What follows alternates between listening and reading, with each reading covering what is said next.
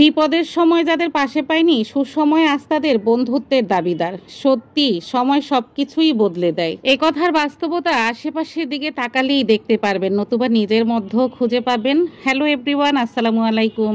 কি অবস্থা সবার? সবাই কেমন আছেন? আমি তো আলহামদুলিল্লাহ ভালো। তো এই ভিডিওটাও ছিল বেশ কয়েকদিন আগের ভিডিও, আসলে ছাড়া হচ্ছে না, আলসেমি বলা যেতে পারে। আর এখনকার ওয়েদার সম্পর্কে তো সবারই জানা, কখনো রোদ, কখনো মেঘলা, কখনো ঝুম বৃষ্টি। এমন বৃষ্টির দিনে কার না চা খেতে ইচ্ছে করে। তো আমারও ইচ্ছে করছিল, আবার ইচ্ছে করছিল না। বনু যাওয়ার পর থেকে আমি একদমই চা ছেড়ে দিয়েছি। চা খাওয়ার অভ্যেসটা আমার বরই আমাকে করেছে, তার মধ্যে আমার বনু আসার পর থেকেই আমার চার অভ্যেসটা হয়েছে। বনু আমি মিলে আমরা সন্ধ্যাবেলা চা না খেলে যেন সন্ধ্যাটাই জমে না। তো এখন যেহেতু বনু নাই, সেজন্য চায়ের প্রতি আমার কোনো আকর্ষণ নাই। তো চা, এই কেটলিটা আমি কিনেছি বেশ অনেক দিন আগে, এটা পড়েই আছে।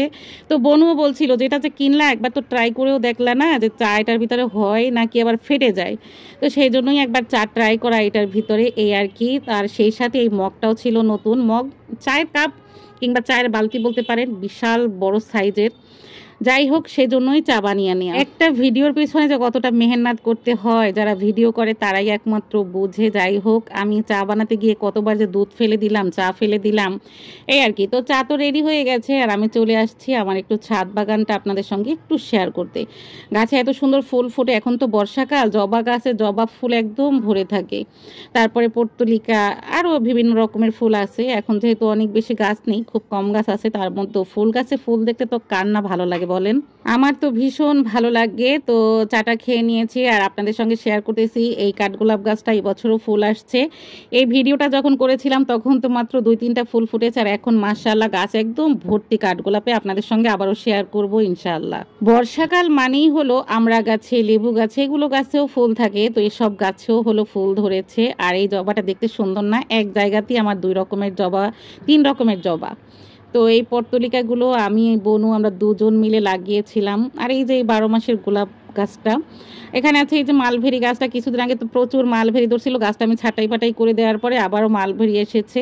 তো এখন আর কি অল্প, সিজনে অনেক বেশি আসে আর অফ সিজনে একটু কম আসে, নতুবা 12 মাসই মালভেরি হয়ে থাকে। ওই পাশেও কিন্তু আমার মেরুন কালার মালভেরি আছে। তো এখান থেকে আমি কুমড়া শাক কেটে নিয়েছি, আর আজকে রান্নায় হবে কুমড়া শাক আর চিংড়ি মাছ। বাসায় এসে শাক বেছে নিয়েছি, কাঁঠালের বিচি কেটে নিয়েছি। কাঁঠালের বিচি দিয়ে আমার কাছে পুঁই শাক, কুমড়া শাক এগুলো খেতে অনেক বেশি ভালো লাগে।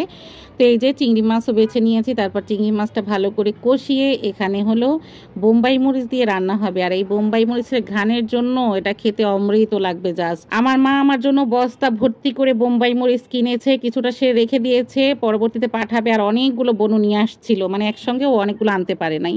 তো সেই মরিচ থেকেই আমি হলো খাচ্ছি। এই যে বোম্বাই মরিচ দিয়ে কিন্তু কাঁঠালের বিচি ভালো করে সিদ্ধ করে নিয়েছি, কারণ শাক হতে তো আর সময় লাগবে না।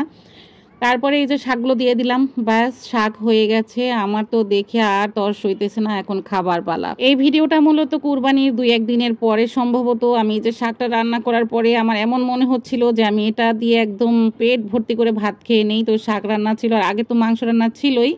তো এখানে সালাদ কেটে নিয়েছি, তো এটা দিয়ে দুপুরে আমার জম্পেশ খানা হয়েছে। আর এই রকমের সালাদ কুচি খেতে আমার কাছে ভালো লাগে। কাঁচা মরিচ, পেঁয়াজ আর শসা কুচি করে এভাবে বানালে আমি আর আমার বর অনেক বেশি পছন্দ করি।